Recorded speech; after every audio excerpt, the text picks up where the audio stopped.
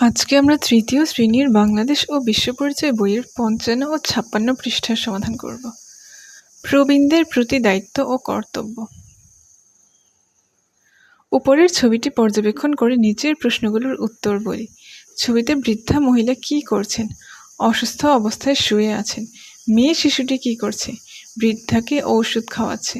ছেলে শিশুটি কি করছে? ওষুধ খাওয়ানোর জন্য বৃদ্ধাকে পানি দিচ্ছে। বৃদ্ধা মহিলার সাথে ছেলে ও মেয়েটির সম্পর্ক কি হতে পারে? ছেলে ও মেয়েটি বৃদ্ধার নাতি নাতনি হতে পারে। পূর্বের পৃষ্ঠার পাঠ্য অংশটুকু পরে আমার পরিবারের প্রবীণ সদস্যদের প্রয়োজনগুলো লিখি। আমার পরিবারের প্রবীণ সদস্যদের প্রয়োজন: সঙ্গ পাওয়া, চলাফেরায় সাহায্য পাওয়া, ঠিক সময়ে খাবার খাওয়া ও ঔষধ সেবনে সাহায্য পাওয়া।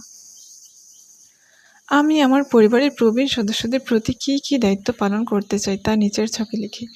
আমি প্রবীণদের নিয়ে বিকালে হাঁটতে যেতে চাই। তাদের সাথে প্রতিদিন নির্দিষ্ট সময়ে গল্প করতে চাই। প্রবীণরা অসুস্থ হলে আমি তাদের সেবা করতে চাই। পরিবারের প্রবীণ সদস্যদের প্রতি আমাদের কেন দায়িত্ব পালন করা উচিত তা নিচের ছকে লিখি। প্রবীণ সদস্যরা বয়সের কারণে অনেক দুর্বল। তারা স্বাধীনভাবে চলাফেরা করতে পারে না। তারা নিজের কাজকর্মও ঠিকভাবে করতে